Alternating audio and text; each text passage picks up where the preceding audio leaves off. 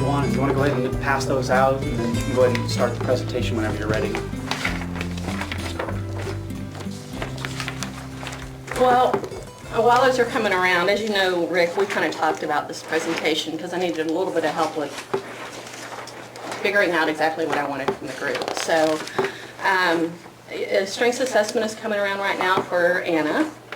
She's somebody I've worked with for about 6 months. And do you want to go ahead and start off just with what the client's goal is? Yeah. And then kind of what you're wanting from the group? Okay. So Anna's long-term goal is to go back to work. But right now, she really wants to learn or explore alternative strategies to help her manage her depression, in addition to taking medications. So she's looking for other things to do besides just taking medications for her depression. And she also has been, her voices have been a lot worse recently. Okay. So what I want help with from the team is that she talks to me a lot about how much she used to love to work and how she wants to go back to work, but she feels like her symptoms are too bad right now. So I want ideas about what she wants, alternate strategies for managing depression and voices so that she can go back to work eventually. Okay, that's good, Allie. So why don't you just give us just in a few sentences kind of an overview of the situation, what things that you've tried right now, so that we can kind of build on that in our brainstorming. Okay. Well, I mean, you'll see on the strengths assessment that she identified this as a goal or something to work on back at the beginning of August. So at the time, I went ahead and introduced her to the idea of using headphones to kind of distract herself from voices, and she's been trying that and has found them to be somewhat helpful. She also has some goals or desires around exercise and physical activity, so I've just started talking with her recently about how physical activity can sometimes help with depression, but she doesn't really feel like she's ready to start that yet. She has had a really bad episode of depression, and because of that, she's having a really hard time even leaving her home or her apartment. So a lot of the things that I'm throwing out at her involve leaving the apartment. So I guess that's where I'm getting mostly stuck. Okay, good. That's a good setup for the team. So if I can get everyone to kind of focus in on the strengths assessment, let's ask some questions of Allie to kind of better understand Anna so that we can know more about just what she thinks about her goal and start to know a little bit more about her strengths and be able to generate some really good suggestions for Allie then.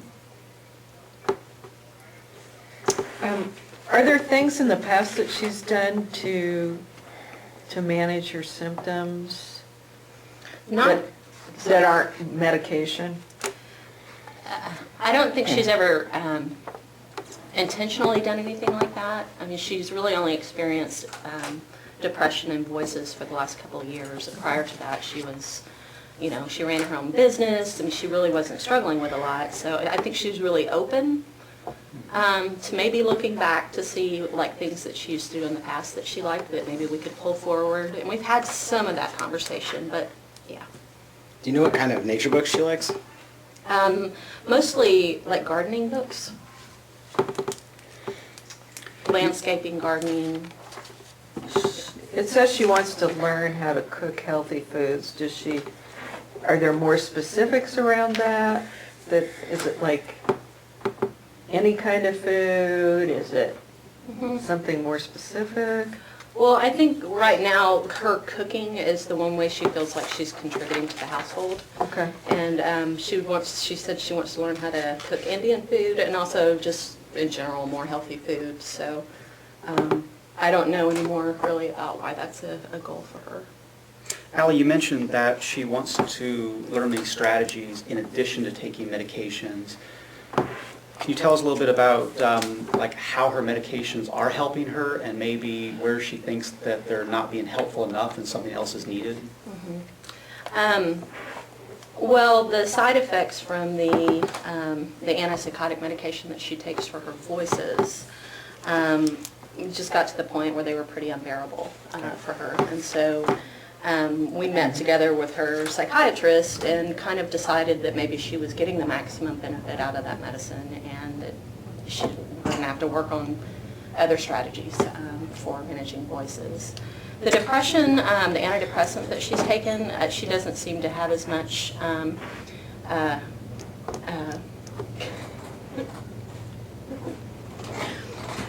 She doesn't seem to have as many concerns about, although I still experience her as being really pretty depressed. I say that, maybe her inability to like get out of the apartment, maybe it's due more to the voices, I don't know. Okay. But she does, to me, still seem quite depressed as well.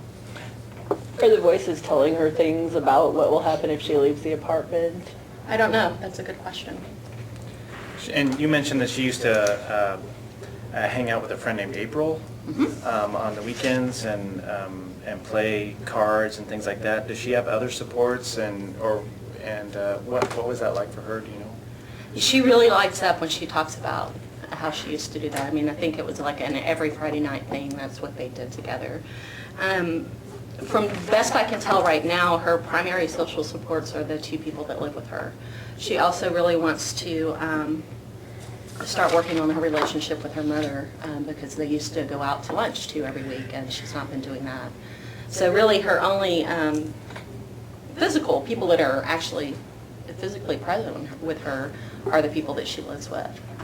She does talk about using Facebook a lot to kind of keep up with some of her friends.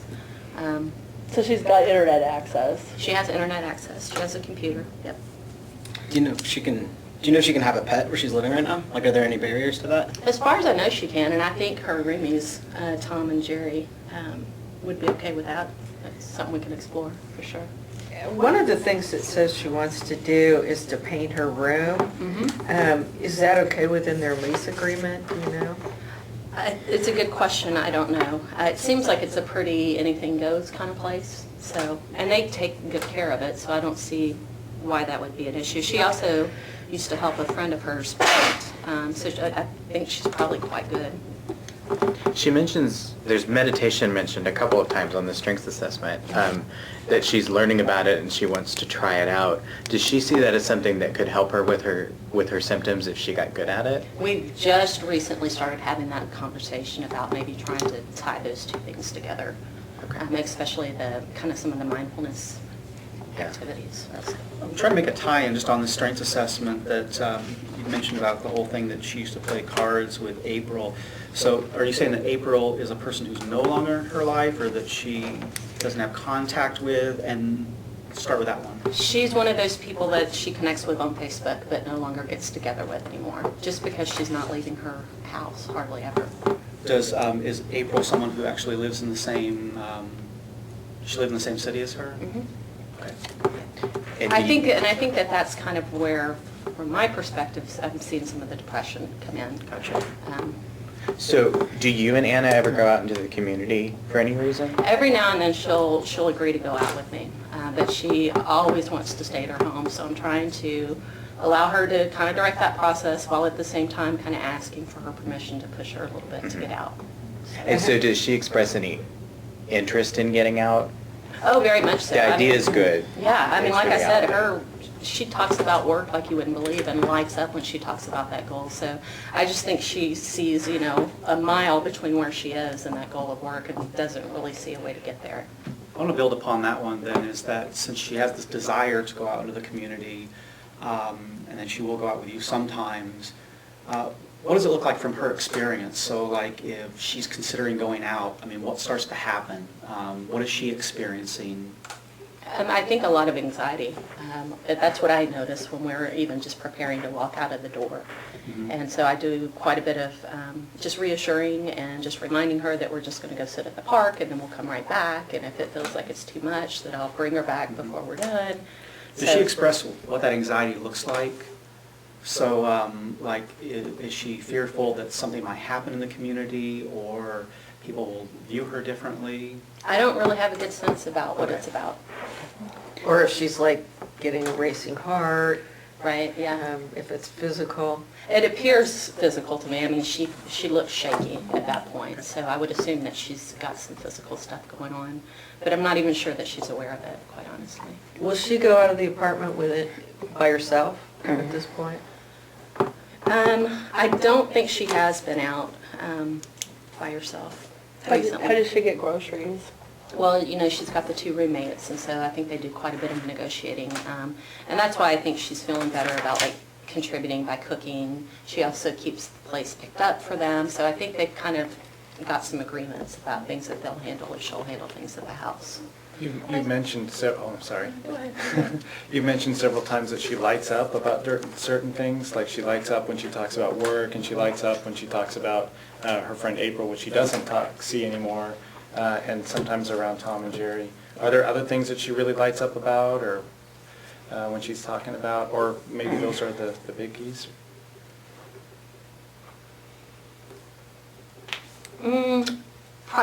Getting a pet. She used to have a cat that she loves to talk about, but I think she's also pretty sad still. She lost him a couple of years ago, but she definitely lights up about the idea of a pet. Yeah, I think that's it. A pet, maybe. I see that she wants to work on her relationship with her mom. Is her mom in the area or close to her? Would she be a... Yeah, her mom lives about 30 minutes from her, so I think she would be... good support? Yeah, as far as I know, I mean, she speaks positively of her. It's kind of one of those, it feels like it's a kind of a loaded, touchy area, so I'm being a little bit careful about going all the way there with her. So she used to walk in the neighborhood when she got home from work, and a neighbor would walk with her. Is that a neighbor in her current complex, somewhere else she used to live? Where she used to live before she is now. And how long ago was that when she would walk with the neighbor? That's probably been at least 2 years ago. Okay. Does she ever leave the apartment with either one of her roommates? I don't know. That's a good question. I don't know. Does she experience the voices at certain times? Is it like a certain time of day, or if there's a certain situation, or when she goes out? Mostly when I've talked to her, she mentions that they're worse at night, like overnight. Seem to be the worst. You know, once again, building off what Beth was saying about like how does she get to the grocery store, the library to check out books. Mm-hmm. Does she do that herself? Does somebody help her with it? You know, that was when we first started working on this, Rick, so I'm not even sure she's been going back there. I can ask her. Okay. Before, I think when I first started this with her, I think she was going on her own. Okay. Yep. And when she does go out with you, does she experience that does she think of that as a good thing? Does she regret it? Does she feel like... I don't think she does. I mean, I think it's a big hurdle initially to get past that anxiety or whatever she's experiencing. But if we're outside, like going to a park is a really good thing. Walking together seems to be good. That we actually have some of our best conversations when we're out just kind of walking around like that. So So it's kind of getting out in the first place that's tough, but once she's out... yeah, very much so. You can see her anxiety, her physical reaction decrease once she gets past the door. How long does she... Well, once we get to the park and really kind of start walking around, I mean, she seems like a very different person at that point to me. How does she do if you have to go to somewhere that requires being around other people? Again, I would say it depends on where and kind of what the environment is like. Like if you go to a med appointment with her, something like that, if there are a lot of other people there waiting to see the doctor, she's up and pacing. Sometimes we'll completely leave. I'll have to go out and get her and bring her back in. So I'm thinking the more people, or maybe the more chaotic an environment is, obviously the more anxiety she feels. When you've been out with her in the community, does she stick to just talking with you, or have you noticed her engaging in conversations with other people? Mostly just me. But I've never really intentionally set up a situation or asked her permission to kind of set up a situation for that. And has she ever expressed that she has any fear of other people? Not that I can think of, although I think that may be something that comes from the voices, Okay. is fear, or that other people are going to do things to her. Do you know if she's currently connected to like the Native American community at all? Like, does she have any friends or like go to any kind of events or anything like that or in that community? Nope, but it's a desire that she has, definitely. You mentioned earlier that she lights up when she talks about work. That's something, but that there's a big gulf between there. You also mentioned, though, that she has references she could actually put on the paper. Are they people that are pretty close to her or pretty supportive beyond like Tom and Jerry? Or? Yeah, from what I can tell, I mean, she ran her own cleaning business for 6 or 7 years, I think. 7 years or something. Yeah, and so when she talks about references, she's talking about people that she cleaned for, and she also supervised 2 employees. I mean, she had 2 people working for her that she feels like she could still use as references too. So she's got a great work history. She's got a great work history, very much so. Yeah. I mean, she, was paying taxes on the business, she was running all aspects of the business. And this was prior to the first kind of psychotic break, or is? I mean, as best as I can tell, I think she may have had some depression going on. But then, yeah, the voices seemed to be, when she started having the voices, seemed to be when everything turned for her. Has she talked about like a timeline for going back to school or work or anything? I mean, I know that she's talking about like, I want to feel less depressed before going back to work, but is that really the only kind of thing she wants to be different before going back to work? Yeah, I think the depression and the voices, for sure. And I've started that conversation with her about sometimes how that's a trap of waiting for symptoms to get better before you start pursuing goals like work. But only a little bit so far. Well, you mentioned in your overview that you had introduced the thing about the headphones and that she's found it somewhat helpful. Can you tell me what that really means? And I mean, obviously it's not helpful enough that she still wants other suggestions. Right. She said that at night, because that's when the voices seem to be worse, that she's able to actually put the headphones on and it distracts her enough from the voices where she's actually fallen asleep successfully a few times. But it's not every night by any means. Does it say here what it is she's listening to? Is it music or white noise or? I want to say music, and I want to say not classical, but what is it, the alternative? Smooth jazz? Not smooth jazz, definitely not smooth jazz. music? Sort of like meditation music, yeah. Right. Like George Winston, Liz Story type, kind of the woo-woo music. I like it. That's helpful. No Zeppelin or anything like that I know of. My last one is just that it talks about that, I mean, you've talked with her about physical activity, but she says she's not ready yet. What does that mean? Well, I think when she says she's not ready, she's not like ready to just all out do that on her own. Because like I said, she's been willing just to kind of walk with me.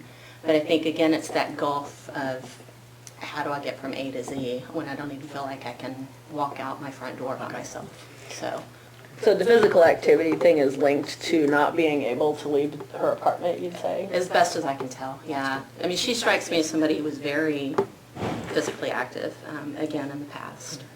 Let's go ahead and wrap up with just maybe a few more questions that kind of really get at things that we need to know so that we can make good suggestions for Allie. Aside from less symptoms, has she identified anything that she feels like would be a step closer to her goal of working?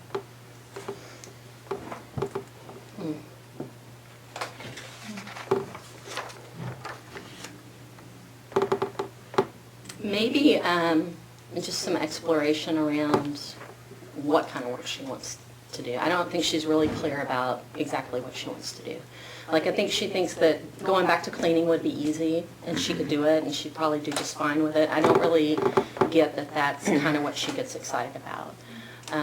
So I think that's a barrier, just not knowing really what she wants to do. I kind of get the sense that she wants to do social service type work, but I don't know that for sure. It says that maybe she'd want to work in a nursing home. Do you think, is she drawn to working with like older adults, or, I mean, is that kind of the draw to a nursing home or a different kind of nursing home, or what? Yeah, I think as best as I can tell, it is more about working with like the aging population. What did she like about her job? The business that she ran? What are the things that she liked about it? Well, she's very prideful when she speaks of it, and obviously anybody who runs their own business and is successful has a lot to be proud That's of. really cool.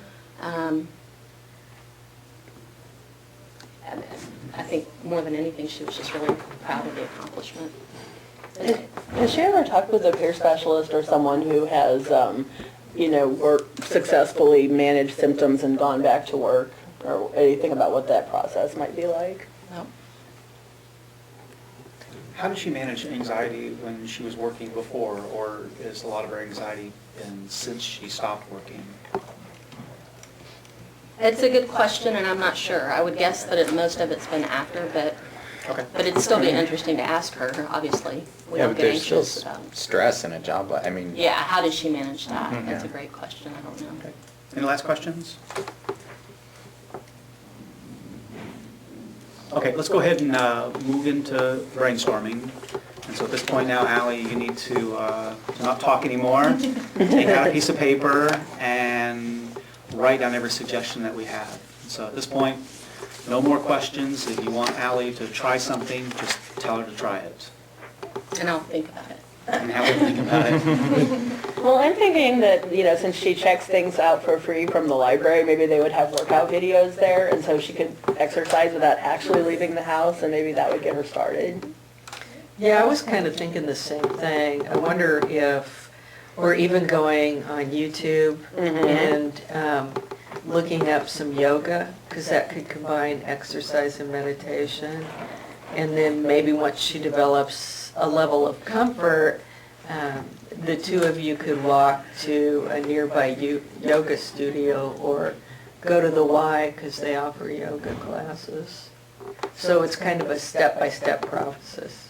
I think it might be nice to get a better understanding of her experience of anxiety. So if you kind of took a session where you're actually used as a learning opportunity of starting from the house, that you're going to go somewhere where you can successfully go out, and just start to have her give you feedback of what she's feeling, if she feels a fear, anything, just so that you can kind of start to label things out, and then you could kind of start to think about different strategies about how they might help you prevent that or deal with that. Yeah, you could do a recovery goal plan around having her set a goal in that area and taking small steps towards that so she could actually see she's making progress overcoming the voices. I think about earplugs at night. I don't know if she's tried that, if that might be helpful to help her sleep. I was thinking it'd be cool too if you wanted to jump on like the School of Social Work website or something. Maybe she'd be interested in doing like online classes or something so she could stay at home if she's interested in that at all, or even just kind of seeing what's available. I also thought it was cool since she lights up when she talks about her friend around April, and maybe one of the times when you're out walking around, maybe, since you're already really good at helping her do the first initial hump, maybe you could help her get all the way to April's house for some weekend or something, or a visit of it. Or invite April to go walking with you guys. Right, that's cool. One way maybe to get her out of the house is to, as a first step, walk over to the landlord office and ask about painting. And then the next step would be to actually go to the paint store and maybe pick out samples and then go back a third time to actually get paint and supplies. I wonder about just even re-exploring the adoption of an animal, because, she talked about Jack, her cat, who was her best friend, and it seems like that was a really helpful thing for her. Or even something as just looking at, maybe even just volunteering at a shelter with cats. Like And possibly even a pet that she could actually then, actually going places. Like a service animal? Yeah, like a Yeah, therapy yeah. animal. A therapy animal. Yeah, actually, I know that there's some programs that they'll actually take pets into nursing homes, so maybe she'd want to do something like that. I think it's like Friends for Life or something like that. It also might be cool, since she lights up about work, and not forcing her to go do work or anything like that, but just maybe inviting maybe the supported employment person in with you, maybe, to chat with all the different options about exploring different things that she might be interested in, not necessarily that she has to do anything with that. And if she's willing and open to it, it might be helpful for her to have someone who has dealt with, similar things to what she's dealing with and is now working successfully, and maybe even somebody who still has some level of symptoms, but they've managed to work around it so that they can work. Just so that she gets more ideas about what it's possible to do. How about talking with her about the nursing home idea, if that's one idea she's had, and what is it about that would excite her and make her feel like it was worth doing, to help narrow down, okay, here's what I want my job to really entail when I have it, and to be sure to talk about when you get a job, not if, so that it has that sort of yeah, there will be a time when I'm better and I'll be able to work. Mhm. There's been a lot of research that has shown that actually the stimulation of the vocal cords actually helps to reduce voices. So things like when the voices start humming or singing or counting, they've also shown that actually gargling, because that stimulates the vocal cords too. So I don't even know if something like gargling before she goes to sleep. And aren't there like Native American chants that you could do as part of it, maybe exploring her Native American history? I mean, you could always talk with someone maybe from Haskell Indian Nations University for some ideas. Yeah, or even look on YouTube, they have all kinds of Yeah. chanting and different spiritual practices, videos on YouTube. Let's lean over there. Well, and there's Yeah. some good, what about getting some CDs and try listening to those at night in addition to the music she's already listening to? Yeah, actually talking about Haskell, if you guys have, I mean, I think it'd be cool if you even just wanted to go up there to that like visitor center with her. They've got a whole like history about the school, a lot of information about just, I guess it was a boarding school. It's just interesting. You know, since she likes the computer and seems to be pretty savvy about navigating it, there is a voice hearer support network, and I can get you the actual website address after this. But that way she could even do some research on her own and even actually interact with other people in terms of kind of talking about getting more suggestions. What do other people do when they're in public? And she might actually enjoy just engaging in that kind of conversation with people. And kind of to piggyback on that, just looking at like famous people who've heard voices before.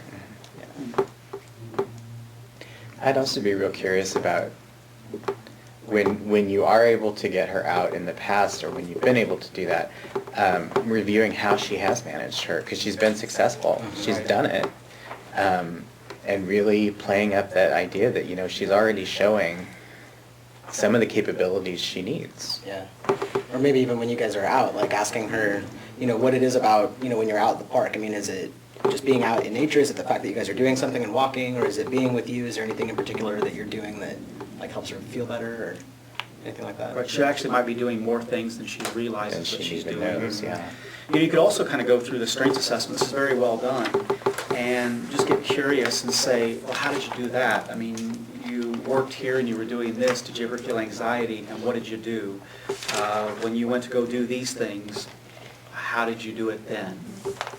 Well, along with that, you could do the importance confidence ruler with her and really focus on the confidence part so that you can kind of see where she's at with her confidence and talk about the successes she's had, like Rick said, in the past, and also help her talk about how things would look if she was more confident. What would she be able to do? One method of introducing this to her is that, even what you've seen here, is that there are hundreds of different ideas that she could try, and that one may not work, several may not work, and then one thing may work. And if you kind of combine it with Diane's of using like a personal recovery plan, that we're just going to keep trying things until we find something that works for you. So it just kind of, it helps her from feeling like if something doesn't work, that it's, this is never going to work. Or the idea that it might partially work, that it's not all black and white. Well, and maybe just taking from this list or whatever list, just coming up with a whole list of ideas to deal with voices and saying, here's a menu of options. And then on that recovery goal plan, which might be the easiest to start with? Which do you think would be most appealing to you? I know it says on here that she used to enjoy gardening, and, I know that when you live in an apartment, it's difficult to do that, but there's a community garden that's actually in Lawrence that she might be able to get a space and grow some of her own food, and that would be pretty cool for her cooking.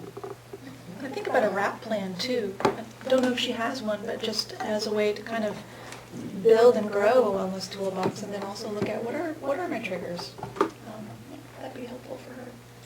If you end up finding that it's people she has difficulty interacting with, several approaches. One would be that there are certain things that you do where you just don't even have to talk to the people.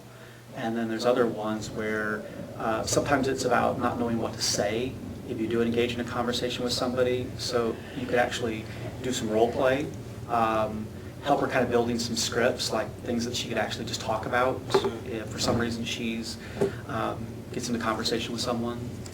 Yeah, she could come up with like just a bank of questions about asking people about things that they do or things that they enjoy. I found that pretty helpful before. Just focusing on the other person a lot. Yeah. Let's get a few more suggestions.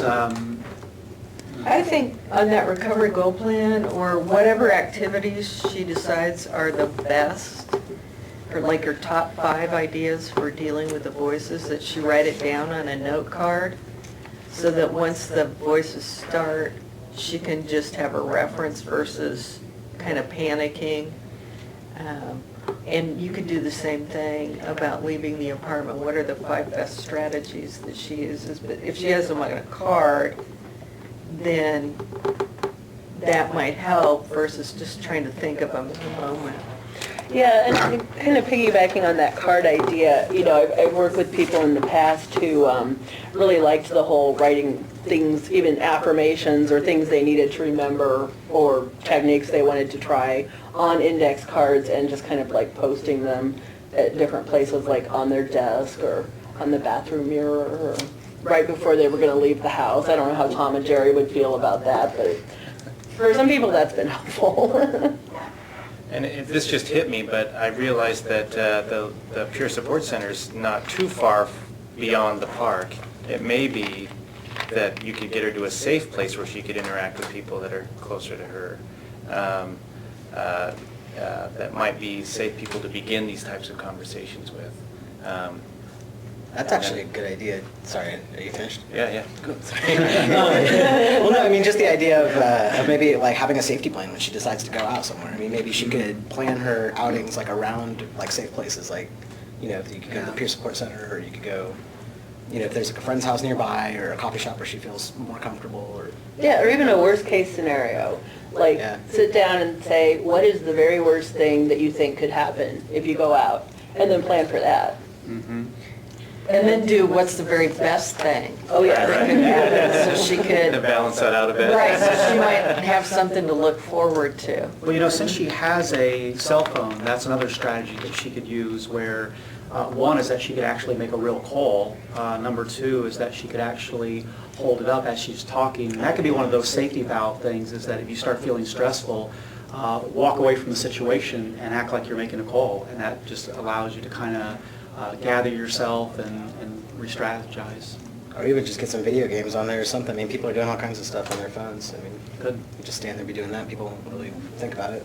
Cool. And if she's considering meditation and mindfulness, maybe having a conversation with her about how she thinks that would help in these situations, to maybe help her decide if that's something she really does want to kind of commit to and try and learn. I really like that idea because it's something she's already bought into versus something that maybe we'd have to convince her for. That's good. Let me go ahead and stop for just a second. And Ally, have you had any new ideas? Oh, yeah, I've got many, many, many new ideas. Okay. I mean, we could probably come up with a bunch more, but I think what I'd like to do is just go ahead and see what you're hearing right now. Are there some ideas that you want to try? And then always you can get with team members to even add more things to that at any point. So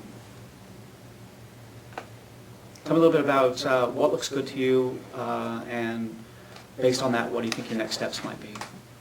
Well, I'll get specific with my ideas, but Anna's open enough that I could actually take this entire list out and just sit down and see what resonates with her. So that is definitely something that I will do. Things that really stand out to me are a lot of the different strategies around managing voices. Like, I've not talked to her about all the vocal stuff, and I love the idea of maybe tying that into some Native American chants if she's interested in that, and definitely hooking her up with a voice hearer support group since she's so into the social networking already. Nice. So that's one. I also like that, well, close to the last idea about helping her create a safety plan, but also maybe using that as a way to see if she would get over to that peer support center. So kind of combining that as one strategy of helping her create a plan just to go there and seeing how that goes. And then I think the last point about the fact that she's already interested in meditation and obviously is already finding something useful out of it, exploring that a lot more with her and really trying to tie it into symptom management in general. Good. Okay, so it sounds like you got some ideas. When do you meet with Anna next? Tomorrow. Okay, so one of your things is that you might just take this list and actually just sit down with her and... Yeah, I'll definitely take this with her. This has been very helpful. Okay, good. Yeah, very helpful.